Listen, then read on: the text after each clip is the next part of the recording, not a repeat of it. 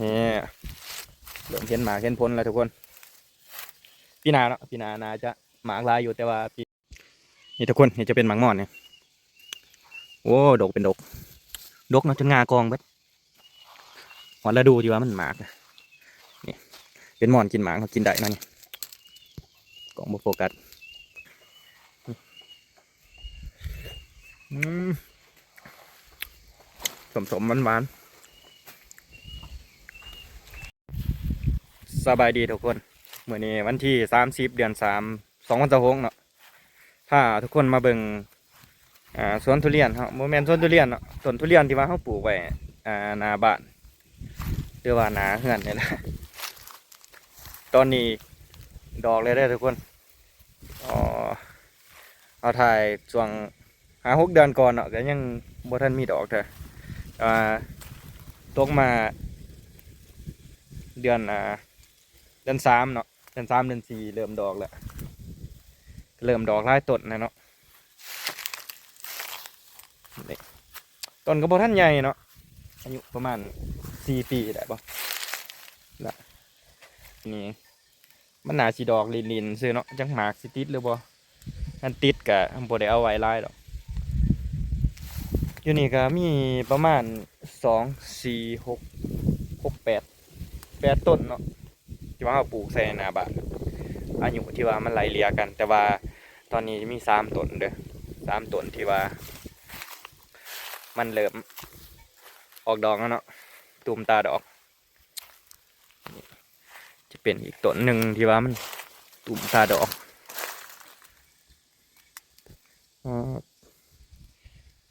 นี่เริ่มแล้วทุกคนพี่นาเนาะพี่นาคือสีหมากละว้ายเหงื่อแห้งเนาะผลผลิตจากเหงื่อแห้งอดทนมา3-4 ปีเกิดชีได้ซ้ำนี่บรรยากาศรอบๆต้นนี้ถือว่าดอกลายเนาะทุกคนตุ่มตาดอกลายนี่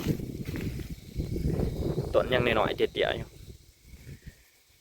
เป็นพันธุ์หมอนทองเนาะหมอนทองก็หลายเติบเลยได้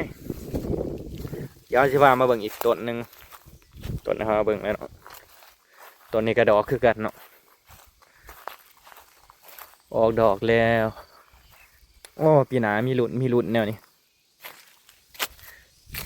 เห็นแล้วก็เริ่มมีกำลังใจกันเนาะว่ามันหนาสิให้มาให้ผลผลิตเท่าอยู่นี่เอ้ยดีใจละบาทนี่ก็เริ่มเห็นดอกเห็นหยังแล้วก็ปีหน้าเนาะ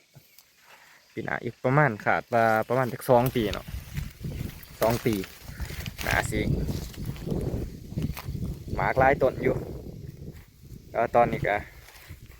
มี3 ต้นเนี่ยเนาะที่กำลังออกดอก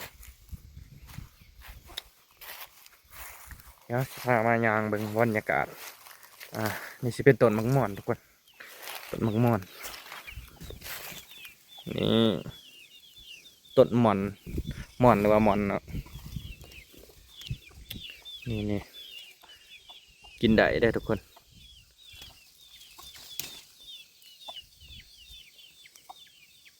โอ้ดกนี่หอนแล้วดูดีว่ามันออกมากันเนาะแล้วดูดีว่ามันเป็นหมาก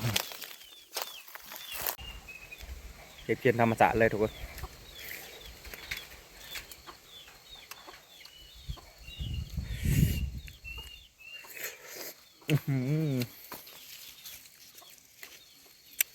เนี่ย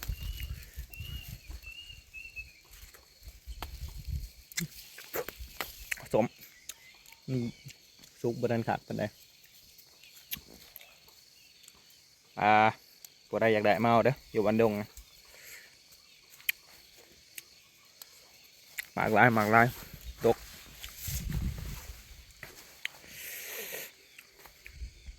ต้นนี้แห้งดกทุกคนดกแห้ง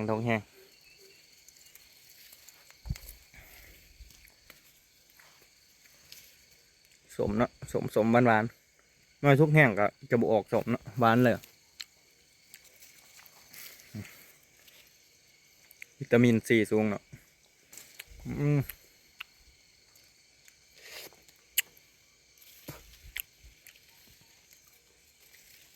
สดจากต้น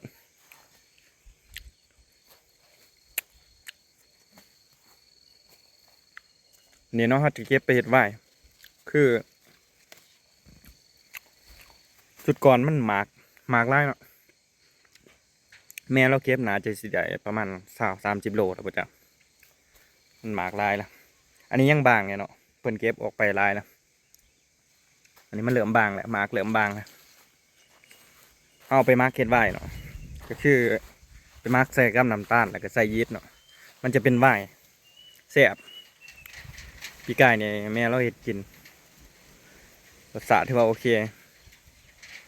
หอมเห็ดไวน์แล้วมันหอมแต่ว่าเดี๋ยวเนี่ยเพิ่นมาร์กอยู่เพิ่นมาร์กใส่น้ำตาลซื่อๆนะมาร์กใส่น้ำตาลแล้วก็กินธรรมดาเนาะเป็นแบบโยเกิร์ตนะมันก็ออกสมๆหวานๆแบบคล้ายๆโยเกิร์ตอันนี้จะเป็นบรรยากาศเนาะหมากร้ายเนาะม่อนเท่านี้หน่วยซุกเพิ่นก็เก็บไปร้ายเติบแล้วเก็บไปมาร์เก็ตไหวเห็ดเรานี่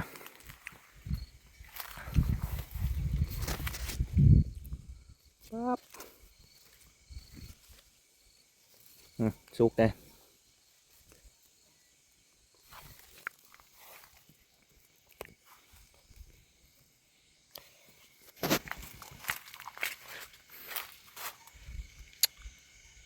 ธรรมศาสตร์ทุกคนบริสีดยาเนี่ยนี่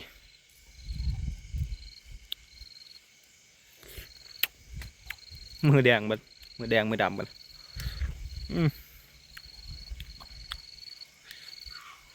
หวานหวาน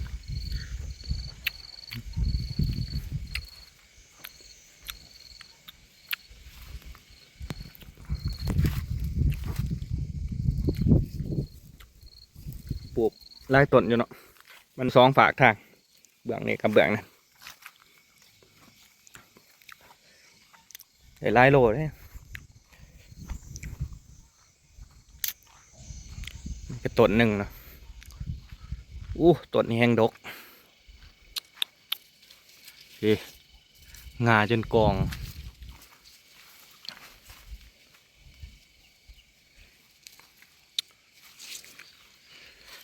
ทางนั้นจะเป็นภูเขาเนาะก็หมามันลาย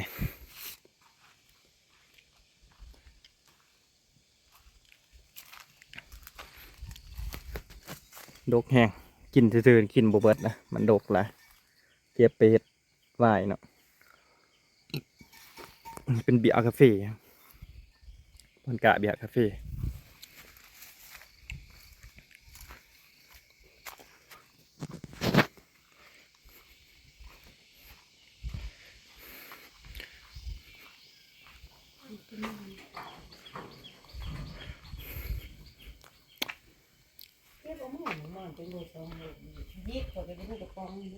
บ่ได้ขี้ขาดเห็ดนี่สิมาเห็ดน้ำตาลมันโลนึง2 โลใส่น้ำตาลโลนึงก็ได้น้ำโลนึงอันนี้เป็นน้ำหมักยีสต์ใส่บวงนึงแล้วก็แต่มันบ่ได้เป็นไวน์นะอันนี้มันสิเป็นแบบน้ำโยเกิร์ตซื่อๆอันนี้มันเป็นเหลาเฮาบ่ได้ใส่ยีสต์แต่มากินแบบน้ำมักไหมธรรมดาออกสมๆหวานๆนี่สีก็จะประมาณนี้ศพแหลศพดำ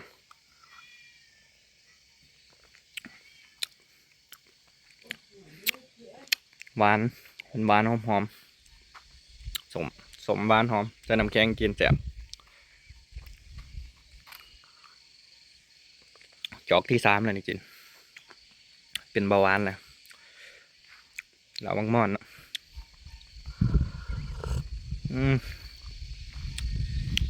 งา างตากแดดนี่แหละตอนถ่ายอยู่ก็ประมาณช่วงบ่ายสองเนาะ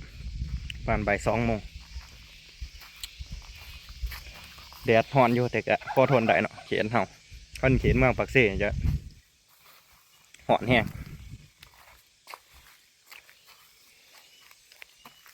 บรรยากาศหน้าบ้านข้างหน้าเนาะนี่ก็ต้นหนึงที่ว่ามันดอกต้นทุเรียนนี่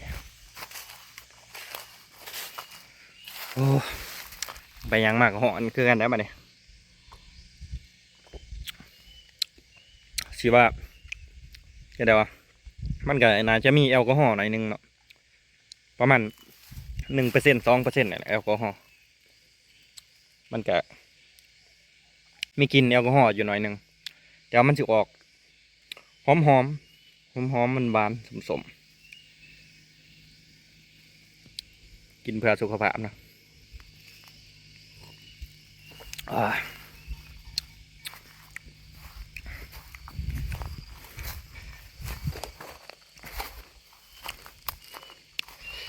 นี่ก็จะเป็นทางผ่านหน้าบ้านเนาะทางนั้นก็เป็นภูเขา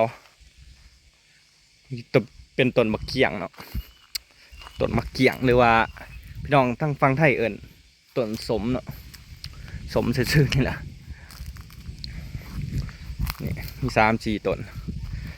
ก็ใหญ่เติบเลยได้ปีหน้านะสิมากได้กินเลยแล้วเนี่ย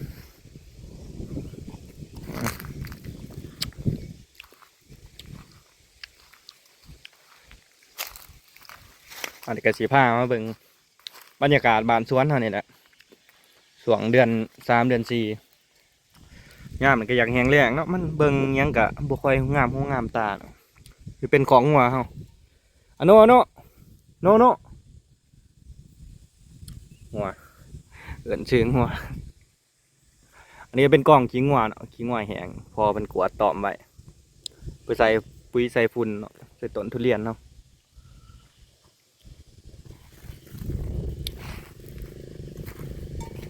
จะเป็นเบียร์คาเฟ่เนาะเบียร์คาเฟ่หรือเบียร์กาแฟอาราบิก้าเนี่ยต้นกะต้นกระแมนเนาะต้นกระแมนน้ำนั่นคือกันแต่ว่าเป็นมันลกหญ้าบ่ท่านเนี่ยอะโวคาโดเฮาเบิ่งทุกคนอืดอะโวคาโดหมากได้เด้วัดดกได้เด้อโอ้มันหมากลายไปปีนี้เป็นอะโวคาโดเนาะมีหลายต้นอยู่เลยทุกคนนะ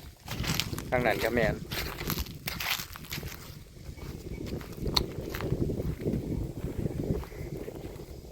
อะโวคาโดเฮาปลูกก็ประมาณ3-4 ต้นนี่แหละที่ว่ามันหมากแล้วทุกคน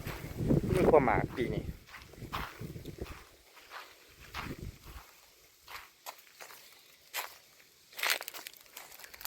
นี่เดี๋ยวสิ